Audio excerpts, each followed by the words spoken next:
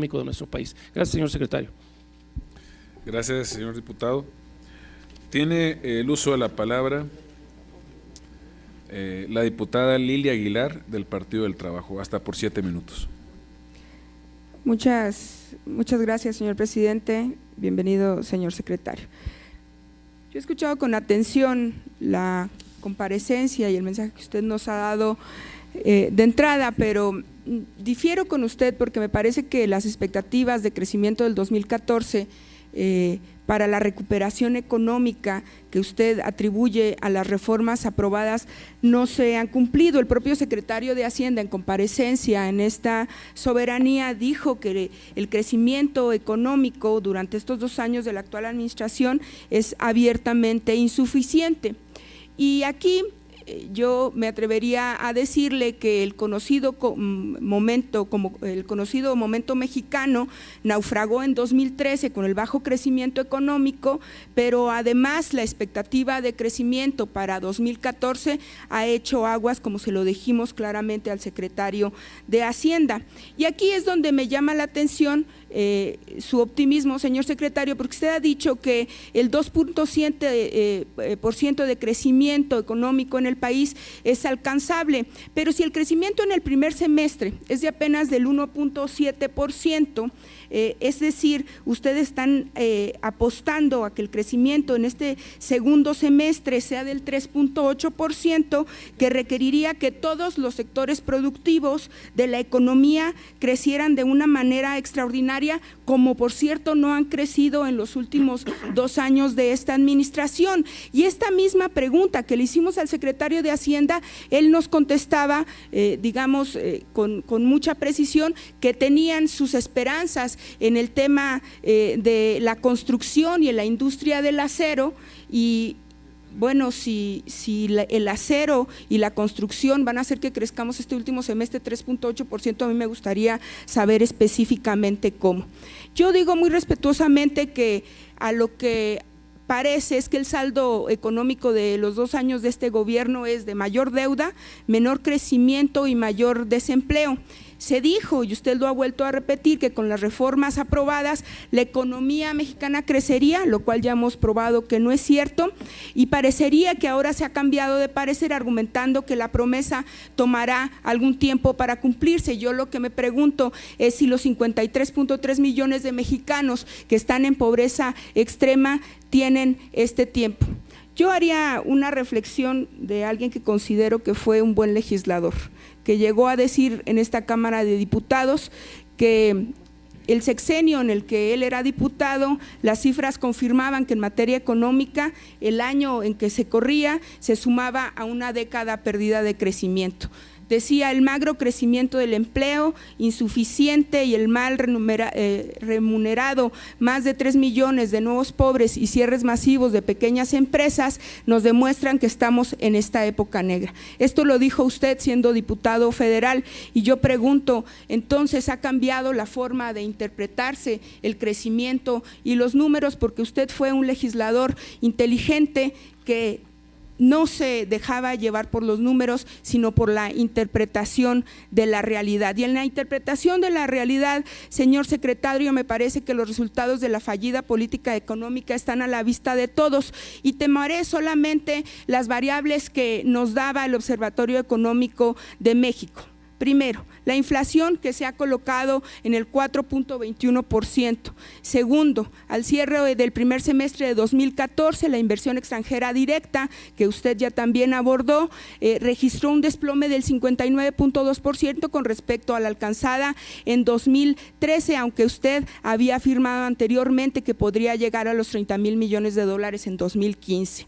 Según el índice de competitividad, lo que ya se ha dicho en esta comparecencia es que hemos caído en 6 posiciones debido, al menos en los análisis económicos, al mal funcionamiento en la eficiencia laboral y en la educación. Usted ha dicho, señor secretario, que ha habido aumentos en los números del IMSS. Si bien se puede indicar en efecto que durante los primeros 7 meses del año se han registrado 440,000 nuevos trabajadores en el IMSS, la cuestión real es que aquello es claramente insuficiente, al menos para la expectativa de crecimiento que se tiene en este país, sobre todo cuando la deuda laboral es de casi 1.3 millones de empleos formales con seguridad social. Ello incide en la debilidad, y así lo afirmo, del mercado interno. Nuevamente las estadísticas del INEGI son contundentes hasta el mes de mayo y el consumo privado del mercado interno nacional había crecido apenas en un modesto 1.4%. Yo en el tema de análisis económico cerraré diciendo que la posición catatónica de la economía es generalizada, lo afirmo y lo afirmamos, y nos preocupa específicamente en lo que tiene que ver con su secretaría el tema de cadenas productivas de valor de las que usted ya habló, y el ejemplo del calzado en efecto es un ejemplo positivo en el que ha puesto un gran empeño este gobierno, pero nos preguntamos qué pasa con las vocaciones regionales del resto del país y qué pasa con crear otras cadenas productivas de valor o lo que se conoce como clústeres industriales en otros lados del país. Y sobre todo nos preocupa cuál es la estrategia para el crecimiento del campo. No podemos seguir permitiendo que en este país la gente que trabaja en el campo ni siquiera tenga la suficiencia para proveerse el alimento a ellos mismos y como consecuencia tampoco puedan ser productivos hacia afuera. Yo no abordaré lo que me queda pendiente, que es el tema de la reforma financiera, porque creo importante abordar un tema que se ha abordado en esta comparecencia, evidentemente no por el señor secretario. Me ha sorprendido la comparecencia que ha dado la representación del PRI en el tema del Grupo México, argumentando que la cancelación de la concesión es imposible. Me parece que si no lo sabemos los integrantes de la comisión investigadora y no lo saben, o al menos no lo tenemos claro por parte de la Secretaría de Economía, bueno, pues me parecería muy arriesgado que una diputada pueda argumentar que esta cancelación es imposible. Probablemente nos están hablando de la voluntad de no cancelar esta concesión. Fundamentar que 2,000 millones de pesos es adecuado para la remediación en el caso del tema de Sonora con 3 derrames ya, también me parece muy arriesgado y en efecto, como decía el diputado del PAN, como si fuese un gran logro, este dinero lo ha aportado el Grupo México porque debe de aportarlo el Grupo México. Y así es como lo marca la normatividad. Y señor secretario, que es el ecocidio más grande del país, en lo que, y yo estoy muy consciente del tema del que estoy tratando, este es el yacimiento de cobre más grande del mundo. No estamos hablando de peccata minuta, pero aquí me parecería, y con esto termino, señor presidente, que no hay claridad en las acciones de la Secretaría de Economía que se han tomado sobre específicamente la cancelación de la concesión, pero más allá y anteriormente, porque tampoco soy ingenua, en la suspensión de las actividades y sobre todo en la vigilancia de que se cumpliera con la normatividad adecuada, que era muy clara y que es una norma mexicana que debió haber seguido el Grupo México en la mina de Cananea y que no nos queda claro porque no se ha dicho por parte de esta Secretaría, de parte de la Dirección de Minas, qué era la colaboración que tenían, qué vigilancia y qué es lo que realmente estaba haciendo la Secretaría de Economía para evitar este ecocidio. Muchas gracias. Gracias, compañera diputada. Tiene el uso de la palabra para concluir la fijación de posturas el diputado Rubén Benjamín Félix Hayes. Gracias. Con la venia de la presidencia, compañeras y compañeros legisladores, doctor Ildefonso Guajardo Villarreal, secretario de Economía, funcionarios que nos acompañan. En el marco del segundo informe de gobierno rendido por el licenciado Enrique Peña Nieto, se ha mencionado que la economía muestra una mejoría. Sin embargo, las estadísticas son duras, pues como lo señala el Fondo Monetario Internacional, el pronóstico de crecimiento económico del país para el año 2014 se redujo del 3.8 al 3.4% y de la encuesta sobre las expectativas de los especialistas en economía del sector privado ubica este crecimiento en el 2.47%. Otro dato alarmante es la inflación, los precios al consumidor subieron un 0.32% en la primera quincena de septiembre, para alcanzar una tasa anual del 4.21% ante el aumento de algunos alimentos y servicios educativos, de acuerdo con las cifras divulgadas el miércoles pasado por el Instituto Nacional de Estadística y Geografía. Derivado de las reformas estructurales emitidas por este Congreso, el sector económico nacional se le presentan muchas áreas de oportunidad, por lo que debemos realizar a la mayor brevedad la implementación de la normatividad actual. Esto es, permitirá que la economía detone y obtengamos un crecimiento real y sostenido. Para ello, nuestra economía debe transitar hacia una economía del conocimiento, donde la ciencia, la tecnología y la innovación sean pilares del desarrollo para una economía del primer mundo, en donde la vinculación del sector académico y del sector industrial son elementos primordiales para lograr una economía sólida. Quiero citar la frase del inventor Henry Ford: el verdadero progreso es el que pone la tecnología al alcance de todos. En el Grupo Parlamentario Nueva Alianza proponemos que para dinamizar la economía nacional debemos fomentar las industrias que en el futuro serán la base de la economía mundial: energías sustentables, medicina genómica y la nanotecnología. Pues como se ha visto desde los años 80 del siglo pasado, la revolución de las tecnologías de la información y comunicación, junto con el concepto de economía del conocimiento, centró la atención en las industrias high-tech relacionadas con la producción de nuevas tecnologías, microelectrónica, informática, robótica, biotecnología, nuevos materiales, aeronáutica y aeroespacial, áreas que detonaron el crecimiento de economías como Corea, Japón, India, Finlandia y Brasil.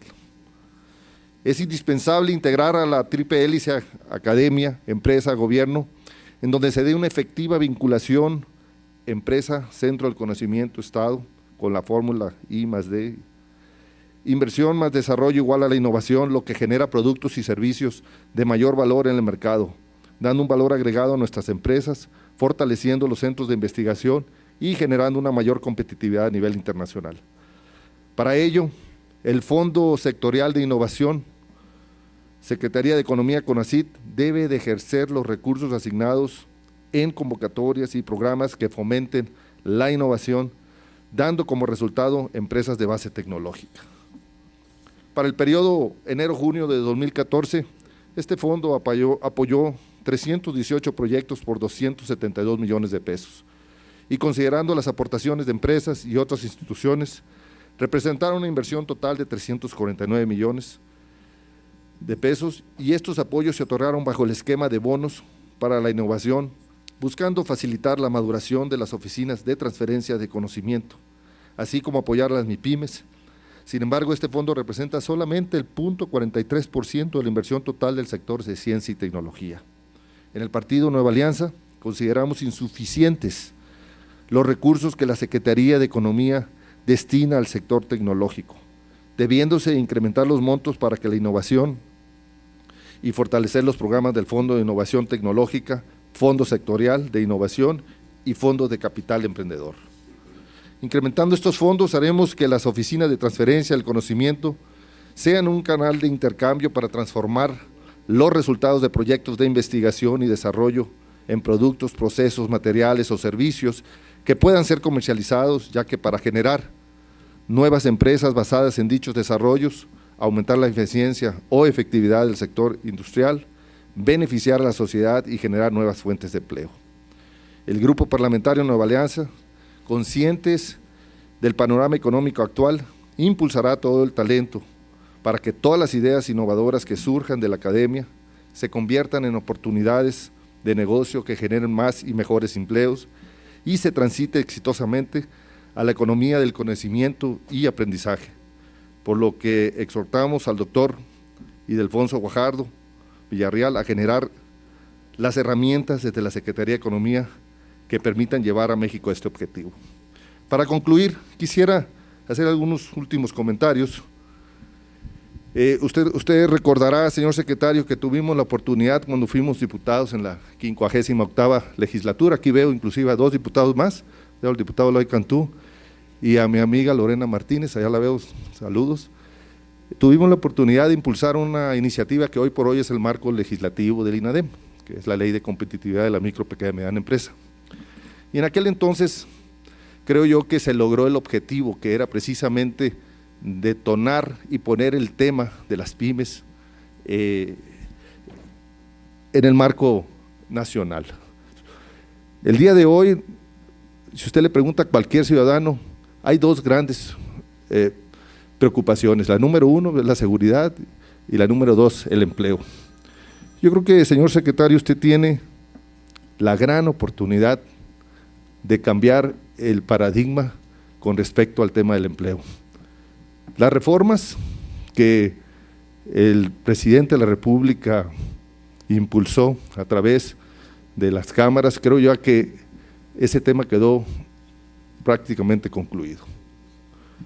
Hoy por hoy, yo le diría que necesitamos cambiar este paradigma con un proyecto estratégico para ver cómo le vamos a sacar provecho a todas estas reformas y cómo las vamos a apoyar, porque al día de hoy yo quiero imaginarme la cantidad de empresas internacionales, micro, pequeñas, medianas, que van a venir a competir y que no estamos preparados. Estamos preparados para el momentum que traíamos, pero el día de hoy nos está cambiando el paradigma con estas reformas. Yo le pediría que se integre un plan estratégico, un proyecto estratégico de cómo vamos a poder capitalizar todas estas reformas para que las pymes se vean beneficiadas. Yo con esto quiero concluir y darle las gracias, señor presidente, por su atención. Gracias, señor diputado. Para dar cumplimiento a la fracción cuarta del resolutivo segundo del acuerdo que norma esta comparecencia, los grupos parlamentarios han inscrito para la primera ronda de preguntas a los siguientes diputados. Por el PRI, al diputado Eloy Cantú Segovia; por el PAN, Juan Carlos Uribe Padilla; por el PRD, a la diputada Yesenia Nolasco Ramírez; por el Partido Verde Ecologista, diputada Anelida Garza Cadena; Movimiento Ciudadano, el diputado Víctor Jorrín Lozano; por el PT, a la diputada Lilia Aguilar Gil; y Nueva Alianza, a María San Juana Cerda Franco. Tiene el uso de la palabra el diputado Eloy Cantú Segovia, del grupo parlamentario del PRI, hasta por 5 minutos. Gracias, diputado presidente. Señor secretario, el crecimiento económico de un país está estrictamente y estrechamente vinculado a la competitividad país. Vamos a ver qué dice al respecto el Foro Económico Mundial, conocido como el World Economic Forum.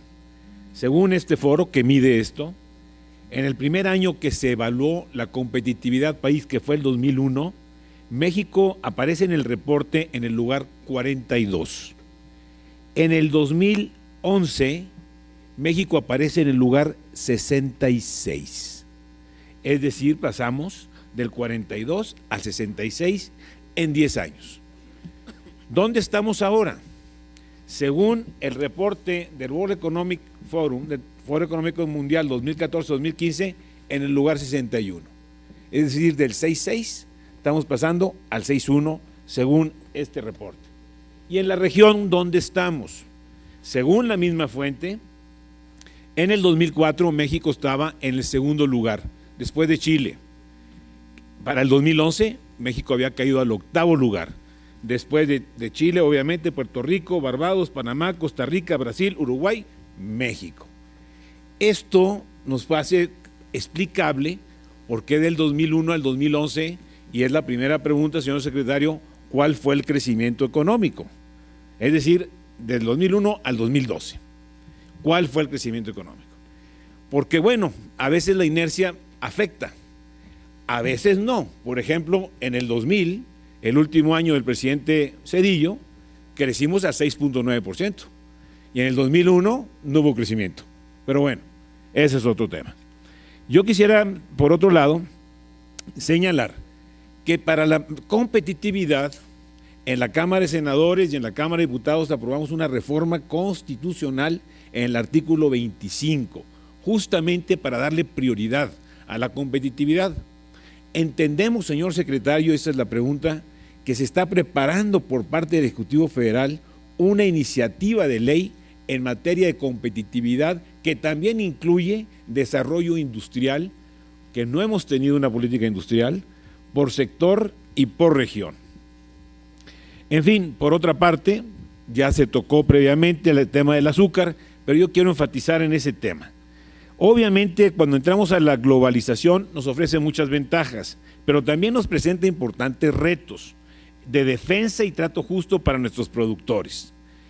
Precisamente en estos momentos son nuestras exportaciones de azúcar a los Estados Unidos las que están recibiendo un trato injusto y que no corresponde con el espíritu y la letra del Tratado de Libre Comercio con América del Norte. Ya se ha dicho aquí que esta agroindustria de la caña de azúcar está presente en 15 entidades federativas del país. Hay 57 ingenios que operan en la vida económica y social de alrededor de 277 municipios. Se estima que esta industria genera aproximadamente 2 millones de empleos agrícolas y de manufacturas que son el sustento de miles de familias. Esto significa que las cuotas compensatorias que el gobierno de Estados Unidos ha impuesto a la importación del azúcar proveniente de México van a provocar una disminución de los ingresos que perciben miles de mexicanos que trabajan en la industria de la caña. Ello hace que esto sea un asunto de gran interés para esta Cámara de Diputados y particularmente para esta Comisión de Economía. Por lo anterior, le quiero preguntar, tercera pregunta, señor secretario, a la fecha, ¿en qué estado de avance se encuentra el caso del azúcar entre México y los Estados Unidos? Finalmente, yo quiero decirle como nuevoleonés, señor secretario, que nos consta a los nuevoleoneses y en particular a los priistas que la prioridad absoluta y total es el cumplimiento cabal de la responsabilidad que el señor presidente de la República le ha confiado, y nos sentimos los nuevoleoneses y los priistas muy orgullosos de sus prioridades y sabemos por su comportamiento que ninguna otra cuestión lo distrae del cumplimiento cabal de su responsabilidad, y lo digo yo con conocimiento de causa como nuevoleonés y como prioridad y para hacer justicia a su comportamiento. Muchas gracias. Gracias, señor diputado. Tiene el uso de la palabra hasta por 5 minutos el secretario Alfonso Guajardo para dar respuesta. Muchísimas gracias, señor presidente. Rápidamente, y le agradezco al diputado Eloy Cantú por sus preguntas, yo le contestaría primero el tema del azúcar. El tema del azúcar, señor diputado, ustedes saben que en marzo la industria norteamericana inicia un procedimiento para acusa a las empresas mexicanas azucareras de estar subsidiando la actividad. Ustedes saben que en prácticas internacionales existen acusaciones de subsidio o de vender a precios por debajo de costo, que son las acusaciones de dumping.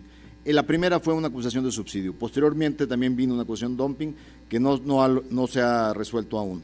La de subsidios se resuelve y se resuelve en forma preliminar en contra de México en el mes de agosto con un análisis de 2 empresas, una que representa FESA, que son los subsidios en poder todavía del Estado, que no han sido privatizados, y que se les impone una cuota preliminar del 17%. En contra de la empresa privada analizada se les impone una cuota del 2.99%.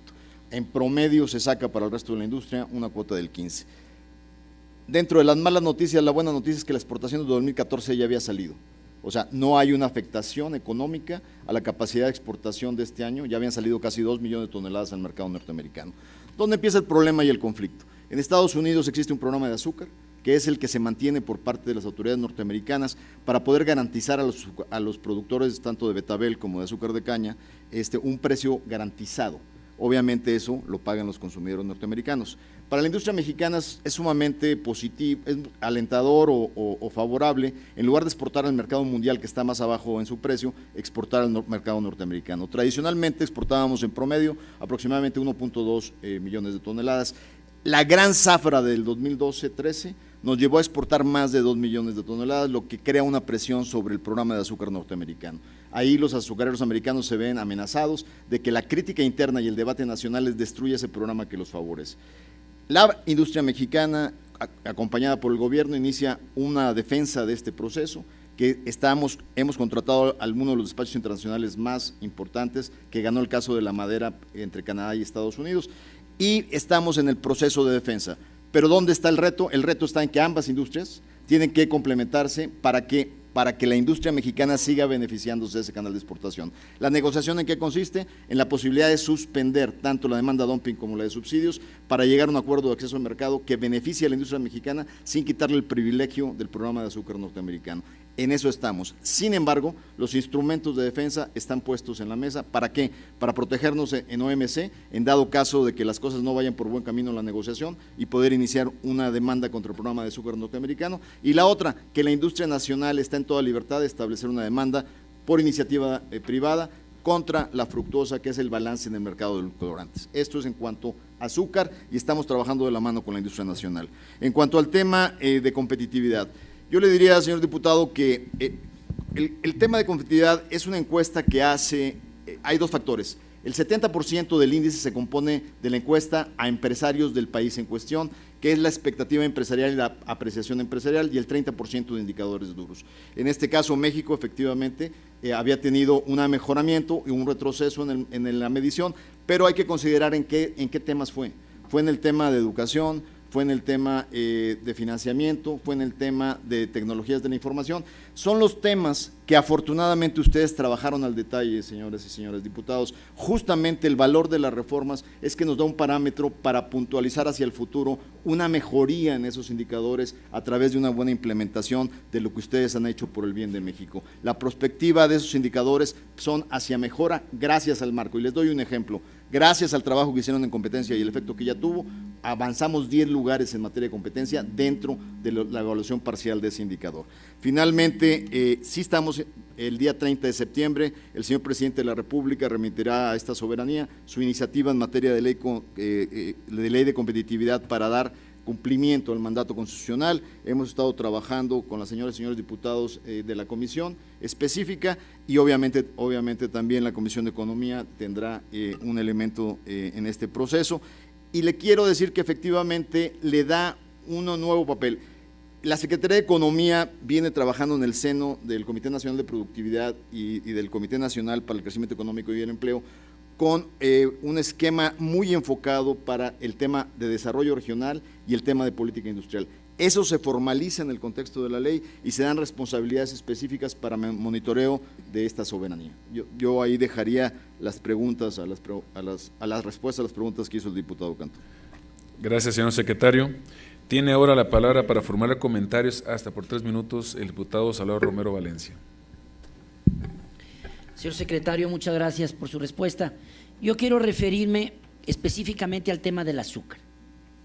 Estaremos muy atentos al pronunciamiento del Departamento de Comercio de los Estados Unidos de Norteamérica sobre este tema que reviste la mayor importancia por tratarse de la agroindustria con más impacto en este país, la que más empleos genera y de la que viven más mexicanos. Le quiero decir, señor secretario, que tenemos una plena y absoluta confianza en su capacidad, en su experiencia y en su talento como negociador internacional para defender los intereses de este sector estratégico. Confiamos en que gracias a las acciones y a la defensa que usted está emprendiendo, no se aplicarán cuotas a la exportación de azúcar mexicana a los Estados Unidos porque violenta el espíritu del Tratado de Libre Comercio de América del Norte y porque contraviene lo que como país estamos haciendo. En un mercado de edulcorantes, Estados Unidos nos exporta de jarabe de maíz alta fructuosa y nosotros exportamos azúcar de la caña. Ese es el espíritu del tratado y eso es lo que debemos preservar. No tenemos la menor duda que usted sabrá echar mano de los instrumentos que le confiere el propio tratado y de los sistemas multilaterales de comercio establecidos en la propia Organización Mundial de Comercio. Sabemos que este caso, sin duda alguna, será un referente en lo futuro en las controversias y diferendos que se establezcan en el marco del tratado. Pero voy aún más profundo. Lo felicito porque es usted el impulsor de la reconversión de la agroindustria de la caña de azúcar. Usted lo dijo claro y lo dijo fuerte. No es posible que entre más produzcamos, más perdamos. Al contrario, entre más produzcamos, más renta, más ingresos y más beneficios para los mexicanos tendrán que generarse. Por eso aplaudo y celebro que usted sea el impulsor de la reconversión de la agroindustria de la caña para que además de azúcar se produzca etanol y se produzca electricidad, 2 energías renovables. En fecha próxima, gracias al impulso que usted le está dando al sector, Pemex lanzará una licitación para la adquisición de etanol. Por último, señor secretario, México cuenta con una de las plataformas exportadoras más importantes del mundo, misma que requiere una defensa sólida y eficaz de sus intereses. Tenemos plena confianza que en sus manos el sector exportador de este país tendrá efectivamente la mejor defensa. Muchas gracias. Muchas gracias, señor diputado. Tiene el uso de la palabra el diputado Juan Carlos Uribe Padilla, del Grupo Parlamentario del PAN, hasta por 5 minutos. Adelante, Juan Carlos. Gracias, presidente. Señor secretario, bienvenido a la Cámara de Diputados, compañeros legisladores, buenos días a todos. Señor secretario, quiero compartir con usted los datos obtenidos por Observatorio Económico México. ¿Cómo vamos? Metas para transformar el país. Quizás algunos datos ya se han mencionado aquí, pero el ser reiterativos es quizás porque observamos que la Secretaría trae unos datos totalmente distintos a los que se muestran en este documento. Este organismo, quien analizó los cambios económicos que ha tenido el país en el último año, muestran que las condiciones económicas empeoraron en 6 variables: inflación, inversión, competitividad, valor agregado de las exportaciones, bienestar y deuda pública. Y mejoraron en 2, Estado de Derecho y acceso al capital. El resto de las variables del semáforo se mantuvieron sin cambio significativo, que es generación de empleos formales, crecimiento económico, productividad y fomento a las exportaciones. En el inicio del segundo año de gobierno, el semáforo económico tenía una luz verde, la de la inflación. Ahora no tiene ninguna. La inflación se encuentra en amarillo con una tasa de 4.1%. Viridiana Ríos, directora de Observatorio, subrayó, como ya se ha mencionado aquí, que el empleo formal continúa siendo una de las asignaturas pendientes del sexenio, pues hasta julio del 2014 solo se habían generado 140,000 empleos formales, más obviamente que el año pasado. Si lo sumamos, pues solamente llegamos a 440,000 empleos generados en lo que va del año. Pero como ya se mencionó también aquí, México necesita generar 100,000 empleos mensuales y que son necesarios, no para los que están en condiciones de trabajar ahorita, sino para los jóvenes que ingresan a la fuerza productiva. Además agregó que valía la pena destacar algo que también ya se mencionó aquí, que ha sido el incremento notorio de la deuda, es decir, que al inicio de este año teníamos una deuda de 6.7% y hoy, en este mes, lo tenemos de 14.1%, es decir, más del doble. Adicionalmente, el comportamiento del semáforo económico de 2013 y 2014 revela que México pasó, como ya se mencionó aquí, que creo que a algunos les da orgullo, que si en el pasado estábamos en otro lugar y llegamos al 32%, pues ahora pasemos al 41% de 60 países calificados en el índice de competitividad. Y también menciona que la inversión pasó de 20 a 19%. Yo creo que también algunos dirán que antes era a lo mejor no igual. Y así también tenemos que este dato, por cierto, es el más bajo en los últimos 12 años. Las exportaciones también van a la baja de 47 a 43%. También el observatorio hace especial hincapié en la necesidad de mejorar la capacidad del consumo de los mexicanos para detonar una sana demanda interna y por lo tanto, pues el crecimiento económico.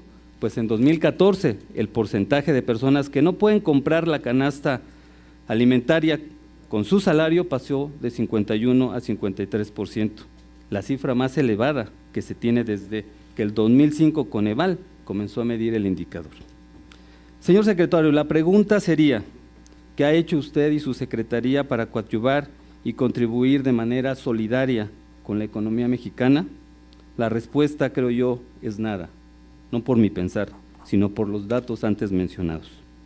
Señor secretario, si en la administración pública existiera una ley, como en el caso de la reforma educativa, donde se valora el desempeño del profesor frente al grupo, el resultado de su secretaría sería reprobado. Por lo que se requeriría, pues, hacer algo, hacer un cambio de profesor o por lo menos implementar la utilización de un tutor que oriente y supervise al titular para dar mejores resultados. Finalmente, la Asociación Nacional de Tiendas de Autoservicio y Departamentales, que por cierto se encuentra aquí, nos solicitó a la Comisión de Economía le hiciéramos el siguiente comentario. La lenta recuperación económica exige acelerar la inversión y el uso de instrumentos públicos para alcanzar mayor crecimiento. Los sectores empresariales y en general la iniciativa privada han señalado la conveniencia de recurrir al expediente de autorizar la depreciación acelerada. La práctica ha sido usada en otros países, se tiene precedente de ello en México, ya se ha utilizado este estímulo de carácter fiscal para estimular la inversión y el empleo. La pregunta es, ¿el tema ha sido considerado por la Secretaría de Economía? Y segundo, el secretario Guajardo, ¿qué opina al respecto? Por sus respuestas, muchas gracias. Muchas gracias, señor diputado. Tiene el uso de la palabra hasta por 5 minutos el secretario Alfonso Guajardo. Gracias, señor presidente. Diputado Juan Carlos Uribe, básicamente yo le diría que en algunos de esos indicadores, inclusive las cifras, estamos compartiéndolas con el Instituto Nacional de Estadística y Geografía, el INEGI, quien su presidente, Eduardo Sojo, es una gente que goza de respeto y credibilidad. En el caso del sector exportador, como lo mencioné, llevamos 220,000 millones de dólares de exportaciones con un crecimiento del 4.1%.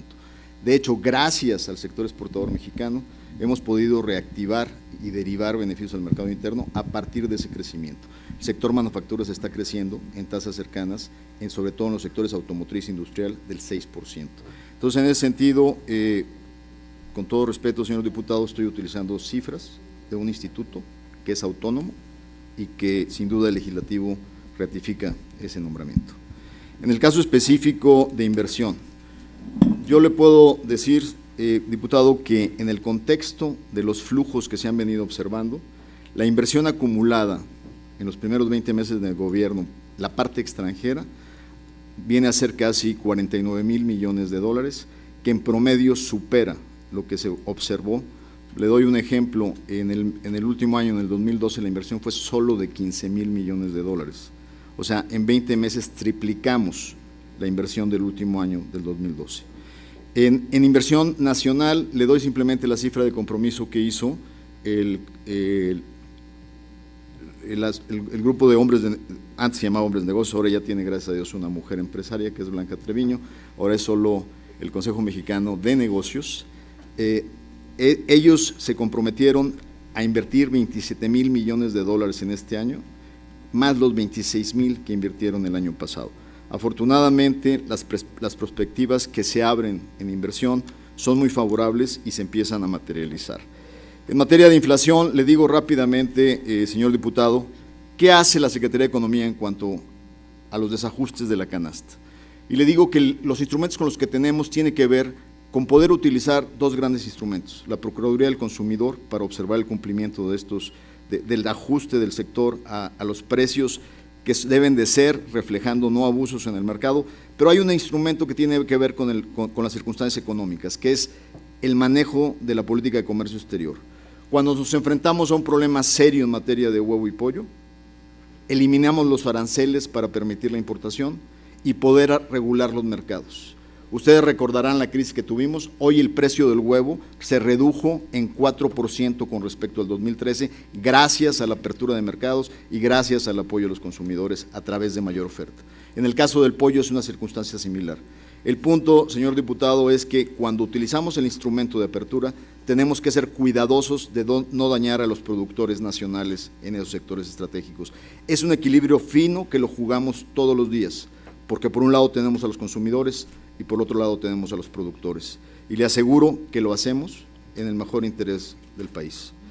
Concretamente, en materia, yo le diría déficit, y es una discusión que ustedes la tienen en el seno de esta gran Cámara.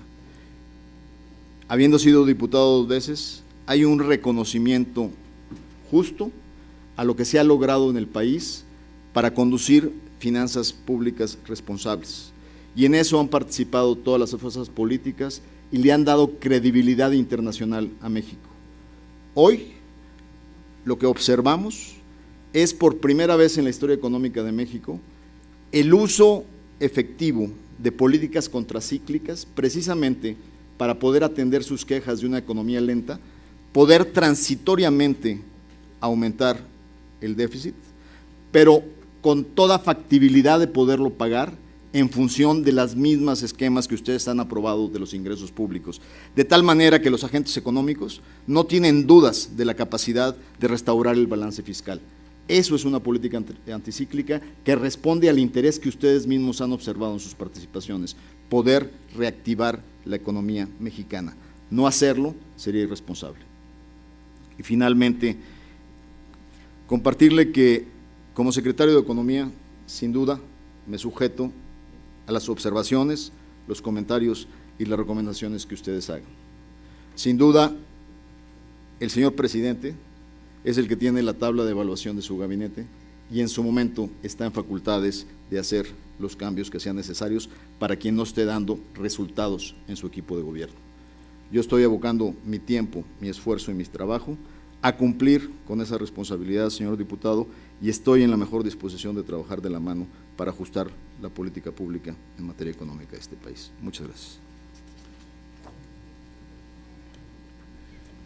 Gracias, señor secretario. Tiene ahora la palabra para formular comentarios hasta por 3 minutos la diputada Esther Quintana. Gracias, diputado presidente. Doctor Ildefonso Guajardo, secretario de Economía, bienvenido de nueva cuenta a la sede del Poder Legislativo. Gracias. Muy buenos días a todas y a todos, compañeros legisladores, señores funcionarios del Gobierno federal, amigos todos. Decía el fallecido economista español José Luis San Pedro que es necesario crear una economía más humana, más solidaria, capaz de contribuir a desarrollar la dignidad de los pueblos. Yo quiero explicarme sin odios y sin llantos, como dice la canción, doctor Guajardo, lo que ha sucedido en estos casi 2 años de gobierno del presidente Peña Nieto en el ámbito económico de nuestro país, y como yo hay millones de mexicanos que desean lo mismo. Mover a México es una frase utilizada por la administración en la que usted presta sus servicios para transmitir la aspiración de transformar a nuestro país. Le pregunto con todo respeto, porque habemos muchos mexicanos que necesitamos entenderlo a cabalidad, y a mí me lo preguntan y me lo pregunto, y cada día con mayor asiduidad, y esto francamente ya me preocupa.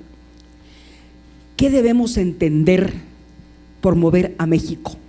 Mover a México es caer 8 lugares en el índice de competitividad, crecer, como ya se ha dicho, al 1.4% en promedio, no generar los empleos que se prometieron, no encontrar alternativas para darles financiamiento accesible a las MIPYMES, y hago hincapié en ellas porque es ahí donde se gesta y crece la clase media que tanta falta hace en nuestro país para dar un giro contundente a favor del bolsillo de nuestros compatriotas y provocar entonces que esta clase vaya en aumento y otros más vayan accesando, porque es lo deseable en un país al que se le quiere mover. ¿Y no es mejor el panorama para estados y municipios en el marco de la 7ª Cumbre de la Infraestructura y Finanzas Subnacionales de Latin Finance? Representantes de calificadoras y bancos coincidieron en señalar que los múltiples proyectos futuros de infraestructura no pueden ser financiados en su totalidad mediante deuda pública subsoberana, la cual en su mayoría está respaldada mediante participaciones federales. Mover a México es castigar al sector productivo en general, y vaya forma de contribuir al hundimiento de la economía con semejante mamostreto al que le llamaron reforma sendaria, y que no es más que una reforma recaudatoria que impusieron al país la insensibilidad, la voracidad y la soberbia. Mover a México significa perder la confianza del consumidor o dejar al garete el mercado interno. ¿Dónde quedó el 6% del crecimiento económico prometido? O tal vez entendimos mal. Y era un crecimiento económico del 6% en los 6 años que dura el sexenio y no un crecimiento del 6% anual. Es muy importante que usted, don Ildefonso, nos clarifique ese mover a México para que la ciudadanía entienda lo que esta administración ha hecho en estos casi 2 años a favor de su bienestar económico. ¿Qué pasa, señor secretario? La gestión deja mucho, pero mucho que desear. Termino mi intervención preguntándole, y derivado de lo ocurrido el pasado 6 de agosto en el estado de Sonora, ¿han fincado responsabilidades a funcionarios de la Secretaría de Economía o del Servicio Geológico Mexicano por omisiones en las atribuciones que se tienen en materia de verificación? Y si actualmente la Secretaría de Economía y el Servicio Geológico Mexicano está realizando inspecciones y verificaciones en otras minas con el objeto de evitar desastres medioambientales. Y he dicho lo anterior, don Ildefonso, porque me preocupa, y me preocupa mucho, porque vengo de una entidad federativa en el que la minería constituye una de las principales fuentes de empleo, es decir, el modus vivendi de muchas familias. Soy de Coahuila. Y se trata pues allá de una industria que ha hecho muy ricos a muy pocos, entre empresarios sin escrúpulos y coyotes de la misma ralea. Pero no les ha dado gran cosa, por no decir que nada, a los que dejan el alma y vida en la extracción, y es textual, dejan la vida. Por su atención, muchas gracias, señor secretario. Es cuanto, diputado presidente. Muchas gracias, diputada. Tiene el uso de la palabra ahora la diputada Yesenia Nolasco Ramírez del Grupo Parlamentario del ¿Perdón? No es. Ya estaba a punto de contestar. Perdón, diputado. No te preocupes. Tiene el uso de la palabra la diputada Yesenia Nolasco Ramírez del Grupo Parlamentario del Partido Revolucionario de la Revolución Democrática, hasta por 5 minutos. Muy buenas tardes, diputadas y diputados, secretario Ildefonso Guajardo Villarreal. Señor secretario, manifiesto mi agradecimiento por su presencia en el presente evento y una vez hecho lo anterior, comienzo con mi intervención. Para tal efecto, me permito evocar el 2º año del anterior sexenio, como ahora es el caso del presidente Peña, cuando hace 6 años el entonces diputado federal priista José Aispuro Torres destacó: el crecimiento económico de apenas 2.4% para este año resulta totalmente insuficiente para las necesidades de este país, para la generación de empleos que demandan cada año más de 1 millón de mexicanos. Afirmación que sin duda era absolutamente válida en esa fecha, así como lo es actualmente, en el que se ha recortado nuevamente la previsión de crecimiento de la economía mexicana para el 2014 a 2.47%. Es más, afirmo tajantemente que dichas cifras son mediocres, si consideramos que durante el primer año del anterior sexenio el crecimiento económico fue de 3.15% y el correlativo al presente fue por el sublime porcentaje del 1.44%.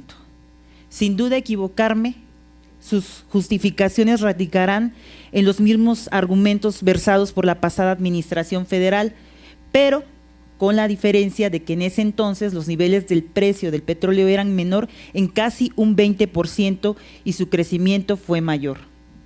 Con la intención de no remarcar únicamente lo negativo de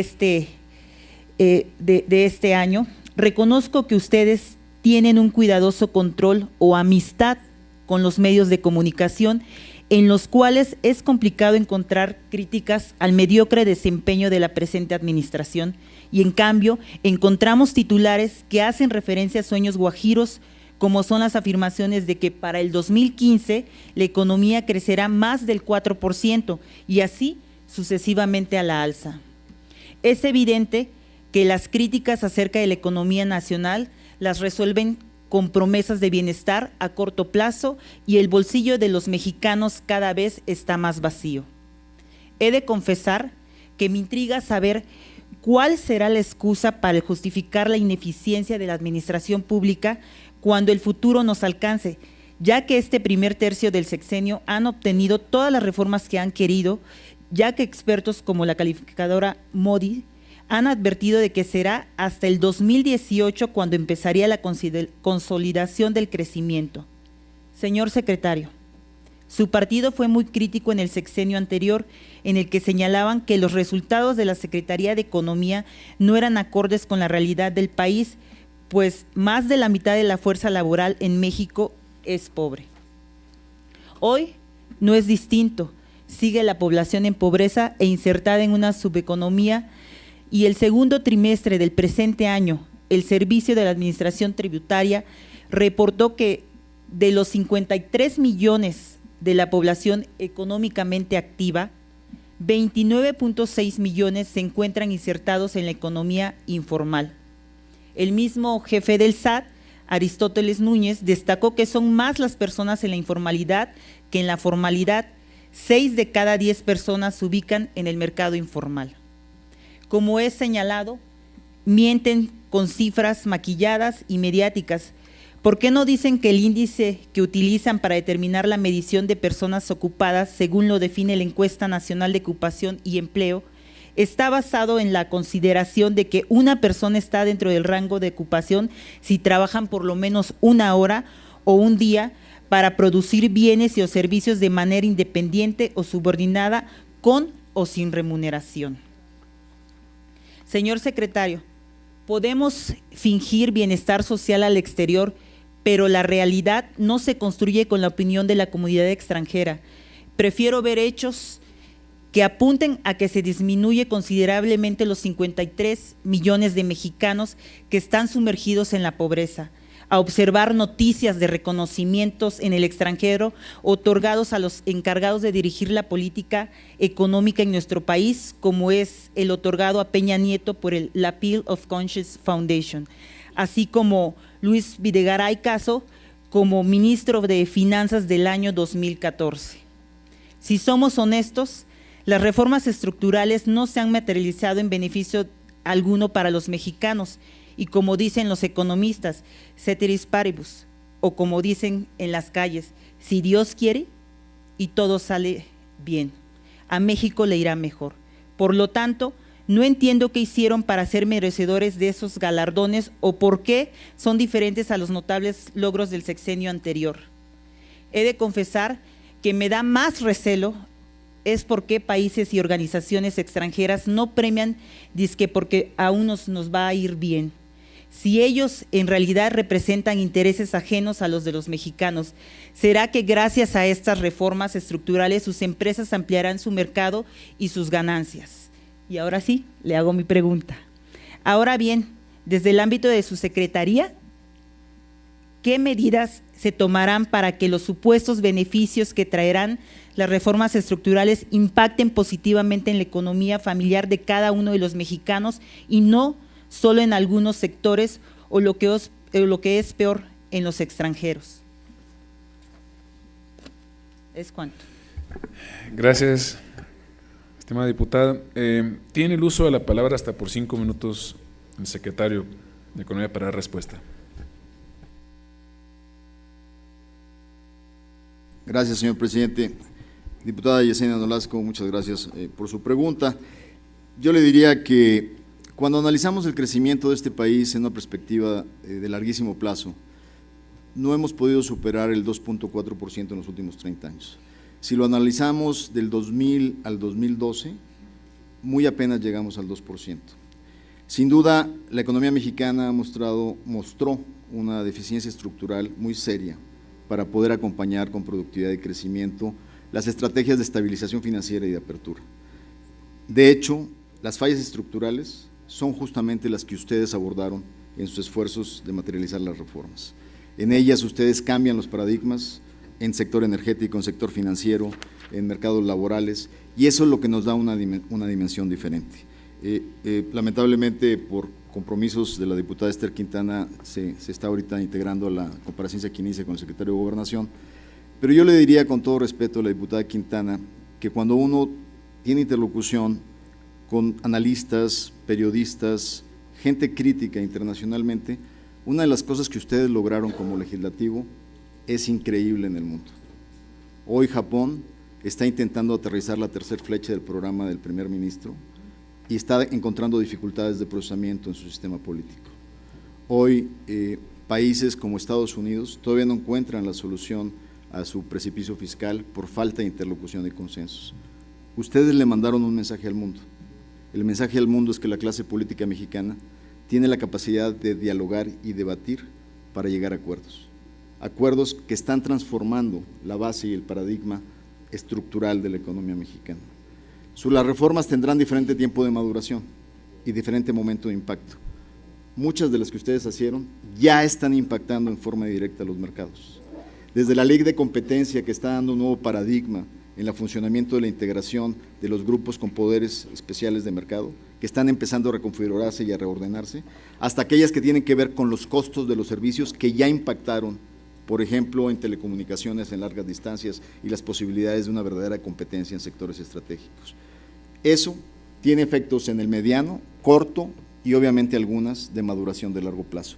Pero yo le doy un ejemplo concreto de aquellas que seguramente estamos viendo efectos el próximo año, y es la posibilidad de empezar a disfrutar de un gas que este país no había disfrutado, de llevar gas para desarrollar manufacturas en estados de la República que no habían tenido acceso a gas para el desarrollo de sus actividades productivas. O sea, el conjunto de lo que ustedes hicieron tiene un gran reconocimiento internacional, porque nos da las bases que con una capacidad de implementación a fondo podemos lograrlo juntos. Y eso es lo que nos tenemos que sentir orgullosos como mexicanos por el gran trabajo que todas las fracciones parlamentarias hicieron en esta Cámara. En materia del desempleo, diputada, sin duda, cuando se aplica la metodología internacional para medirlo, hay un tema fundamental que es una realidad y usted tiene razón. El desempleo es un bien de lujo para las familias pobres y por lo tanto cuando se mide la tasa abierta no se refleja en la estadística. Pero por ello el INEGI tiene una cifra de informalidad que nos da la verdadera medición de esta problemática. Y en ese contexto, el trabajo que se está haciendo en la Comisión Nacional de Productividad con participación de las universidades públicas y privadas más importantes, de las fuerzas laborales, los sindicatos representados por todas las conformaciones sindicales y del sector público, se están estableciendo estrategias específicas que tienen un reconocimiento claro. El 30% de los recursos de este país se emplea en sectores dinámicos de alto nivel de crecimiento integrados globalmente. El 70% está en el sector comercio y servicios ligados a baja productividad, sector comercio, restaurantería, pequeñas fondas, y la estrategia justamente en este comité es cómo a los sectores dinámicos mejoramos el valor agregado que, por cierto, del año 2013 al 2014 subimos en la integración de valor en las cadenas globales reconocido por el Instituto de Estadística Nacional. Y al mismo tiempo también estamos conscientes de que los sectores de baja productividad, la única manera que los vamos a transformar es invirtiendo en poderlos procesar en tecnología, en nuevas prácticas, en capacitación, y es exactamente el programa que estamos tratando de desarrollar. Hay un compromiso de bajar anualmente más de 1,000 millones de pesos anuales para introducir prácticas de tecnologías de la información, de procesos de capacitación en línea para una serie de micro, pequeños negocios en sectores de servicios y de comercio para lograr que esa informalidad y ese subempleo a veces asociado con la informalidad pueda transformarse de una manera significativa. Gracias, diputado.